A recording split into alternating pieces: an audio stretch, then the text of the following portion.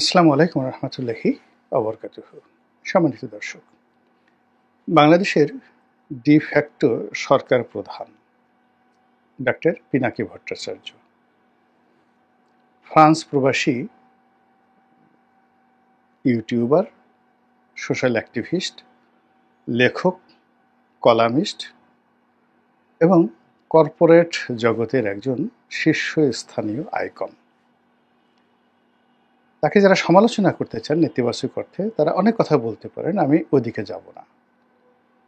আমি সবসময় তার একজন গুণমুগ্ধ, যাকে বলা হয়, দর্শক, এবং তার অনেক বক্তব্য আমি শুনেছি এবং একমত পোষণ করেছি। তো যেটা হলো যে এই বাংলাদেশে তো বটেই, পৃথিবীতে দ্বিতীয় পিনাকি ভট্টাচার্য আছে কিনা আমি বলতে পারবো না, আবার খুব দ্রুত তৈরি হবে এই কথাও বলতে পারবো না। এই জন্য হয় কি যে আমি তার যে কোনো কথা, যে কোনো বক্তব্য অত্যন্ত সিরিয়াসলি নেই। আমি কি পিনাকিকে তেল দিচ্ছি নাকি পিনাকিকে বাঁশ দিচ্ছি, এটা নিয়ে যারা বিতর্ক করবেন সেটা তাদের ব্যাপার, কিন্তু আমার কথাগুলো আগে শুনুন। প্রথমত হলো যে তিনি একজন ইউটিউবে কন্টেন্ট তৈরি করেন, কথাবার্তা বলেন, তার প্রচুর দর্শক রয়েছে, তার এক একটা ভিডিও গড়ে 10 লাখ মানুষ দেখে, 1 মিলিয়ন লোক দেখে অন অ্যাভারেজে। তো গত 1 বছর ধরে তার এই রমরমা অবস্থা। তিনি যদি একটা ভিডিও দেন 10 লাখ লোক দেখে, যদি দৈনিক না দুটো ভিডিও দেন, মাসে 60টি ভিডিও, এই 60টি ভিডিও 10 লাখ করে যদি লোক দেখেন, তাহলে কত মানুষ তার এই ভিডিওটা দেখেন। অনেকে দেখেন কিউরিওসিটি নিয়ে, অনেকে দেখেন বিরোধিতা করার জন্য, অনেকে দেখেন ভালোবেসে। কিন্তু দিন শেষে যারা বিরোধিতা করেন তারাও এই বারবার তার নাম, তার কথা, তার বক্তব্য, এইগুলো তাদের মাথায় ঢুকে যায়। ফলে তিনি যেভাবে হাত নাড়ান, হাতে যেভাবে বালা পরেন, যেভাবে তিনি নারী এবং পুরুষের যে লজ্জাস্থান, যেখান দিয়ে মলমূত্র বের হয়, সেই জায়গাগুলোকে তিনি যেভাবে অ্যাসার্টেন করেন, পয়েন্টিভ করেন, তিনি যেভাবে আমাদের সমাজের বড় বড় যারা লোকজন রয়েছেন, যাদের মলদ্বার দিয়ে মল বের হয়, সেই মলের সঙ্গে ঐশ্বরিয়া রায়ের যে একটা মলদ্বার আছে, সেই মলদ্বারের কি সম্পর্ক, সেই জিনিসগুলো তিনি যখন একেবারে আঙ্গুল দিয়ে উঁচু করে তিনি এগুলো বোঝানোর চেষ্টা করেন, তখন যাদের একটু চিন্তার শক্তি আছে তারা বুঝতে পারে যে এই আঙ্গুলটি কার পশ্চাৎ দেশে ঢুকলো। এরকম আবার তিনি কতগুলো শব্দ তিনি বের করেছেন, যেমন ঘুটু করা। তো ঘুটু করে স্পষ্টতই তিনি এটি মনে করছেন যৌন সঙ্গম করা। তখন এই ঘুটু করার ক্ষেত্রে তিনি তার ইচ্ছা মতো বিভিন্ন লোকের সাথে বিভিন্ন লোকের ঘুটু করিয়ে দিচ্ছেন। কখনো সেই প্রভাবশালী কোনো মন্ত্রীর পদমর্যাদার সাথে অন্য মন্ত্রীর, কোনো নারীর সাথে কোনো পুরুষের, তারপরে কোনো স্বৈরশাসকের সঙ্গে কোনো, মানে তার যেভাবে পছন্দ, তিনি যেভাবে নাটক তৈরি করছেন, যেভাবে চিত্রনাট্য তৈরি করছেন, যেভাবে তিনি সেটি উপস্থাপন করছেন, ওভাবে মানুষ রেসপন্ড করছে গত 1 বছর ধরে। সিরিয়াসলি, এর আগে মানুষ শুনতেন কিন্তু রেসপন্ড করতেন না। কিন্তু এই জুলাই আগস্ট বিপ্লবের পুরো সময়টা, অর্থাৎ 2024 সনের যদি আপনি মে মাস ধরেন, মে মাস থেকে আজকের এই মে মাস পর্যন্ত, এই পুরো 1 বছরে লোকজন তার কথা ইফেক্টিভলি অ্যাটেন্ড করছে এবং এটা বাড়ছে। তার কথা মতো প্রথম আলো অফিসের সামনে জিয়াফত হচ্ছে, তার কথা মতো ডেইলি স্টারের সামনে নামাজ পড়ছে মানুষ, তার কথা মতো বুলডোজার নিয়ে সেই 32 নম্বর ভেঙে দেওয়া হচ্ছে, তার কথা মতো সরকারের নীতি পরিবর্তন হচ্ছে। সকালে তার সঙ্গে উপদেষ্টারা কথা বলছে, বিকেলবেলা ছবি তুলছে, এমনকি আমরা দেখলাম, সত্য মিথ্যা জানি না, উপদেষ্টারা তাদের যে বৈঠক, সেই বৈঠকে ডাক্তার পিনাকির সঙ্গে আলাপ আলোচনা করে তারপরে সিদ্ধান্ত নিয়ে থাকেন। তো এরকম একজন সোশ্যাল অ্যাক্টিভিস্ট যিনি এই 4-5 বছর ধরে ইউটিউব শুরু করেছেন, আর তার সফলতা মাত্র 1 বছর, সেই সফলতার মধ্যে তিনি যে ক্ষমতা অর্জন করেছেন আমজনতার উপর এবং প্রশাসন যন্ত্রের উপর এবং সরকারের অর্থাৎ রাষ্ট্রযন্ত্রে যারা সরকার পরিচালনা করছে তাদের উপর। অর্থাৎ পিনাকি যদি এখন ক্যান্টনমেন্টের কোনো বড় কর্তাকে ফোন দেন, তার অবস্থা বুঝতেই পারেন কিভাবে ঘুটু হয়ে যাবে। তিনি যদি এখন আসিফ নজরুল, আদিলুর রহমান শুভ্র বা অন্য রেজাওনাকে ফোন করেন যে আমি অমুক বলছি, আপনি বুঝতে পারেন যে সেখানে কি ধরনের একটা রসায়ন তৈরি হয়ে যাবে। তো এটা তো আসলে পৃথিবীর অন্য কোনো সেলিব্রিটি যাদের হয়তো মানে যাকে বলা হয় যেমন প্রিয়াঙ্কা চোপড়া, তো তার টুইটারের ফলোয়ার, ইউটিউবের ফলোয়ার অনেক অনেক বেশি, কিন্তু প্রিয়াঙ্কা কি এই কাজ করতে পারবেন? কিংবা ধরুন Elton John, sir Elton John খুব বিখ্যাত শিল্পী, তারও তো প্রচুর ফলোয়ার, তিনি কি পারবেন? না, পারবেন না। তো সেদিক থেকে পিনাকি এই কাজটি করতে পারছেন, তো তাকে সফলতার জন্য আপনার তাকে ধন্যবাদ দিতেই হবে। এবং একই সঙ্গে তিনি জনগণ, একই সঙ্গে তিনি তার বন্ধু, একই সঙ্গে তিনি তার শত্রু এবং একই সঙ্গে তিনি তার যে বাংলাদেশের রাষ্ট্র, সেই রাষ্ট্র তিনি পরিচালনা করছেন। এই জন্য আমি তাকে ডিফ্যাক্টো সরকার বললাম, এটা রিয়ালিটি, এখন আপনি এটাকে যেভাবেই নেন না কেন। তো সেই পিনাকি ভট্টাচার্য অতি সম্প্রতি হয়তো তার পরামর্শে আওয়ামী লীগ নিষিদ্ধ হয়েছে। তিনি এই নিষিদ্ধ করার জন্য মাস্টার প্ল্যান দিয়েছেন, তার কথা মতো রাজপথ গরম হয়েছে। আবার তার কথা মতোই সিটি কর্পোরেশন সেখানে পানির জন্য মানে তাদেরকে ঠান্ডা করার জন্য সেখানে পানির যে ফোয়ারা এটা পাঠিয়েছেন। এটা ডক্টর ইউনূসের কথায় যায়নি, সিটি কর্পোরেশনের কারো মাথায় এই বুদ্ধি আসেনি।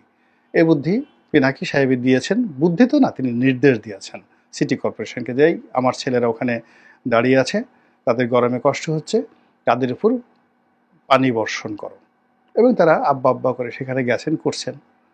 সিটি কর্পোরেশন কোনো নেতা বা কর্তা যদি বুকের পাটা থাকে, তিনি বলুক যে না, আমি কারো বুদ্ধিতে পরামর্শ করিনি, আমি নিজে স্বপ্রণোদিত হয়ে ছাত্রদেরকে এই কাজটা করেছি, তাহলে আমি সরি বলবো। আবার ওয়াসার যারা কর্তা ব্যক্তি, তারা তাদেরকে বিশুদ্ধ পানি খাওয়ানোর জন্য সেখানে ব্যবস্থা করেছেন।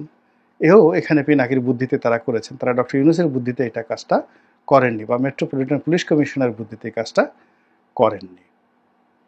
তারপর আবার সেই যে রাস্তা বন্ধ হলো, এখন এই দাবি আদায়ের জন্য যেভাবে ঢাকা রাস্তায় ব্যারিকেড তৈরি করা হয়েছে, এটা আসলে কখনোই হয়নি। এই প্রথম আমি দেখলাম যে একটা ব্যতিক্রমধর্মী ব্যারিকেড তৈরি হয়েছে, এটাও পিনাকি সাহেবের বুদ্ধিতে হয়েছে। তারপর এই দাবি যেভাবে সরকার মেনে নিয়েছে, গভীর রাতে বৈঠক করে, এখানেও পিনাকির ভূমিকা আছে, নিঃসন্দেহে তার ভূমিকা আছে। পিনাকিকে এখন আসিফ নজরুল সাহেব যদি বলেন যে কিসের পিনাকি, ঘোড়ার ডিম, আমি নিজের সিদ্ধান্ত নিয়েছি। ডক্টর ইউনূস সাহেব যদি বলেন বা তার প্রেস সচিব বলেন যে ওই সমস্ত পিনাকি ঠিনাকি আমরা কাউন্ট করি নাকি, আমাদের ভালো মনে হয়েছে আমরা তা করেছি, পারলে বলুক তো একটু, দেখবেন যে মানে এই কথা স্মরণ করার সঙ্গে সঙ্গে তাদের গায়ে এক ধরনের কাঁপন চলে আসবে। তো এই কারণে আসলে আমি ডক্টর পিনাকি ভট্টাচার্যকে বলেছি যে ডিফ্যাক্টো সরকার প্রধান। তো তিনি এই বিজয় অর্জনে ভীষণ রকম খুশি, এবং তিনি এই বিজয়ের জন্য বিএনপি যে তাকে সহযোগিতা করেনি, তার হুকুম মান্য করেনি, এজন্য বিএনপির কপালে দুর্ভোগ আছে, দুর্দশা আছে, এবং তিনি বিএনপি যে রাম ধরা খাবে এবং শেষ হয়ে যাবে, এটা তিনি ভবিষ্যৎবাণী করে দিয়েছেন। 2026 সনে, অর্থাৎ আগামী বছর, এই 6 মাস পরে বিএনপির আর কোনো অস্তিত্ব থাকবে না, সে কথা তিনি বলে দিয়েছেন। এবং যেভাবে তিনি এখন আলোচনা করছেন, সমালোচনা করছেন, সেটা ধীরে ধীরে এখন মির্জা আব্বাস পর্যায়ে আছে, মির্জা ফখরুল পর্যায়ে আছে, এরপর তিনি তারেক রহমান সাহেবকে ধরবেন।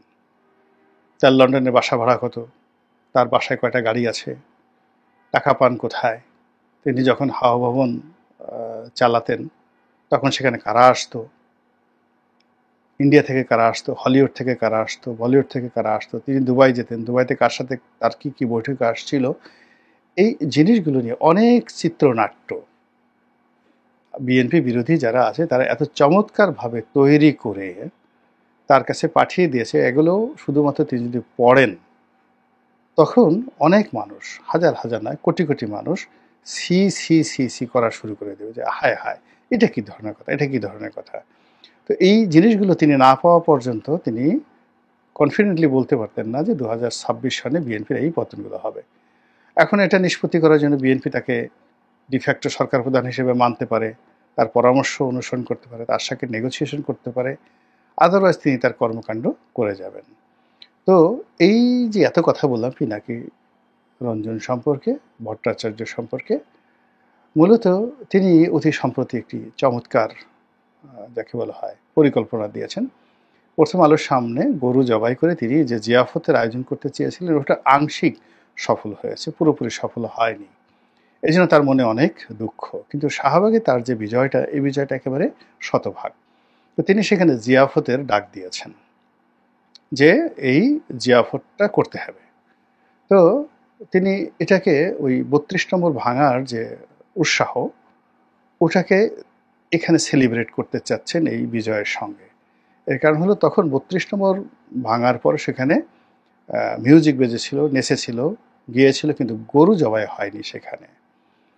তো ওই বিজয়টাকে আরও যাকে বলা হয় গ্লোরিফাই করার জন্য তিনি এই শাহবাগে জিয়াফত দিবেন। তো আমাদের দেশে জিয়াফত সাধারণত হয় কেউ মারা গেলে। তো এখানে যেহেতু আওয়ামী লীগ মারা গিয়েছে, এজন্য সেই আনন্দ উপভোগ করার জন্য তিনি জিয়াফত দিবেন। সেখানে গান বাজবে, আর কোন গান বাজবে সেটাও তিনি বলে দিয়েছেন, চাকবুম চাকবুম চাঁদনি রাতে। এই যে একটা গান আছে বাংলাতে, খুব নামকরা একটা গান, এই গানটা। এখন এই গানটা বাজবে, গরু জবাই হবে। আর এখানে যারা আন্দোলন লড়াই করেছে তাদের একটা বিরাট অংশ আমি দেখলাম দাড়ি আছে, টুপিধারী, ইসলামপন্থী, তৌহিদি জনতা, তার সঙ্গে সঙ্গে ছাত্র জনতা তো আছে।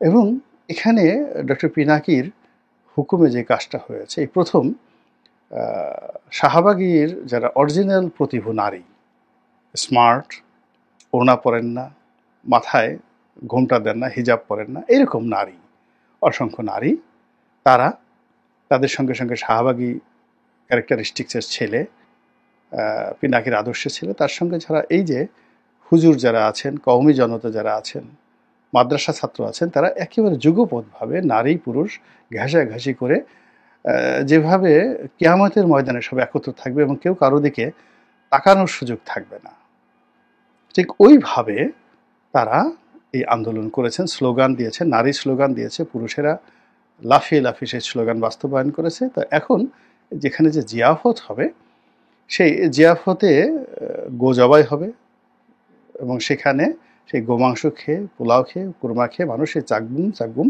নাচানাচি করবে। এটা উনি বলে দিয়েছেন এবং এর জন্য যত খরচ হয় উনি সেটা দিবেন। তো এর মধ্যে সমস্যা কিছু দেখছি না, কিন্তু সমস্যা আমার কাছে একটা জিনিস মনে হচ্ছে যে বাংলাদেশে তো সবাই মুসলমান না, সবাই গরু খান না। এখানে হিন্দুরা যাবেন, এখন জামায়াত ইসলামী তো তাদের হিন্দু সমর্থক যারা আছেন তাদেরকে নিচ্ছেন। তো সেক্ষেত্রে হিন্দুদের জন্য তো ছাগলের আয়োজন করতে হবে অথবা পাঁঠার আয়োজন করতে হবে। অনেক হিন্দু ছাগল খান না, তারা পাঁঠা খান। আবার অনেক হিন্দু পাঁঠা খান না, তারা ছাগল বা খাসি খান। মহিলা ছাগল তারা, মানে লেডি খাসি বা লেডি ছাগল তারা খান না, তারা সেই পুরুষ ছাগল খান। আর কিছু যারা রয়েছে যারা তেজি হিন্দু, গায়ে জোশ আছে, তারা পাঁঠা খান। আবার তারা এগুলো যে জবাই করেন, এগুলো ঠিক ইসলামিক কায়দায় এই জবাই হবে না, এটা অনেকটা বলিদান, তারা যেভাবে পাঁঠা বলি দেয়। তো এরকম আমার কাছে মনে হয়েছে যে শাহবাগের দুটো জায়গাতে, একটা জায়গাতে পাঁঠা যারা খাবেন তাদের জন্য আলাদা একটা ডেক তৈরি হবে, মঞ্চ তৈরি হবে, যারা ছাগল খাবেন তাদের জন্য আলাদা, আর যারা গরু খাবেন তাদের জন্য আলাদা করে 3টি পয়েন্টে যদি এরকম চাকবুম চাকবুম চলে, তাহলে আমি মনে করি যে একটা নতুন ইতিহাস তৈরি হবে। পিনাকির যারা ভক্ত তাদের জন্য এটা বিরাট সুসংবাদ, আর পিনাকির যারা শত্রু তাদের জন্য এটা একটা বিরাট আতঙ্ক তৈরি করে বাংলাদেশের ইতিহাসে একটা নতুন অধ্যায় লিখিত হবে বলে আমি মনে করছি। আল্লাহ আমাদের সবাইকে হেদায়েত দান করুন, হেফাজত করুন। আসসালামু আলাইকুম ওয়া রাহমাতুল্লাহি ওয়া বারাকাতুহু।